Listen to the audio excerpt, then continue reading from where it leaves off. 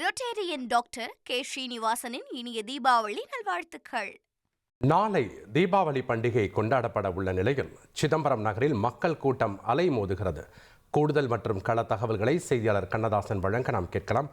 வணக்கம் கண்ணதாசன், விடிந்தால் தீபாவளி இறுதிக்கட்ட விற்பனை உங்க பகுதியில் எப்படி இருக்கு? அங்க இருக்கக்கூடிய கள விவரங்களை பதிவு பண்ணுங்க. வணக்கம்.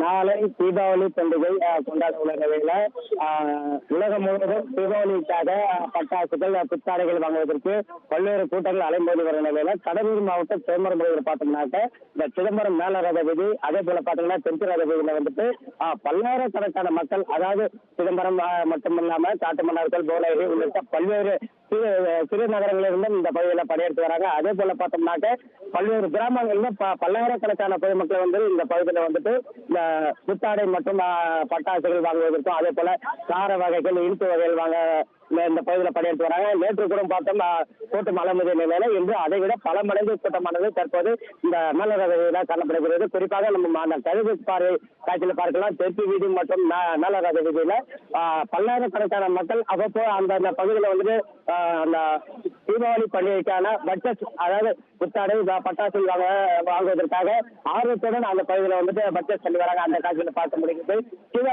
சிதம்பரம் பார்த்தீங்கன்னா ஒரு பெரிய விழா கோல தூண்ட காட்சி நாம் பார்க்க முடிகிறது. இந்த பகுதியில பல்லாயிரக்கணக்கான கடைகள் இருக்கிறது. அதே போல வந்து பாத்தீங்கன்னா தினசரி கூலியாக சிறு குறு தொழில் செய்யும் இந்த சாலையோர கடைகளும் இங்க அமைக்கப்பட்டுள்ளது. இந்த சாலையோர கடைகள் பாத்தீங்கன்னா அதான் நேற்றிலிருந்து தற்போது காலை வரையில் பாத்தீங்கன்னா விட்டு விட்டு மழை பெய்து வருவதால பல்வேறு மாவட்டங்களிலிருந்தும் பல்வேறு ஊர்களிலிருந்தும் இந்த பகுதிக்கு அந்த சாலையோர கடைகள் அமைக்கப்பட்ட இந்த லுங்கி அது போன்ற சின்ன சின்ன வியாபாரம் பண்ணும் கடைகள் மழையின் காரணமாக அவர்களது இந்த தினசரி, அதாவது வருடந்தோறும் போடும் அளவை விட இந்த தடவை தீபாவளிக்கு இந்த பகுதியில் போட்ட கடைகள் வந்து வியாபாரம் இல்லை. அதாவது கடன் வாங்கி இந்த சாலையோர கடைகள் அமைத்து நாங்கள் எங்களது இந்த தீபாவளி பண்டிகையை கொண்டாட வந்த நிலையில மழை என்பது குறுக்கிட்டு எங்களுடைய வாழ்வாதாரத்தை கேள்விக்குறியாக ஆக்கியிருப்பதாக கூறுறாங்க. அதே போல பார்த்தோம்னாக்க இந்த சாலையோர கடைகளில் உள்ள மக்களுக்கு வந்து வியாபாரம் முழுமையாக இந்த மழையின் காரணமாக பாதிக்கப்பட்டிருக்கிறது.